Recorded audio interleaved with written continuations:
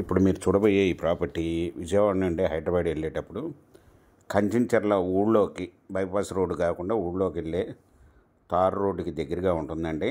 తార్ రోడ్డుకి ఆనుకొని CRDA layout venture ఉందండి. ఆ వెంచర్లోంచి దారి అండి దీనికి. వెంచర్లోంచి వెళ్ళగానే వెంచర్ బయటికి వెళ్ళిన తర్వాత 30 అడుగుల రోడ్డు ఈ పొలానికి దారి ఉందండి. ఈ ఈ దారిలో 50 సెంట్లు స్క్వేర్ బిట్ అండి. 50 సెంట్లు అగ్రికల్చర్ ల్యాండ్ అండి. హైవేకి మ్యాక్సిమం సెకండ్ బిట్ అయింది. ఇది వచ్చి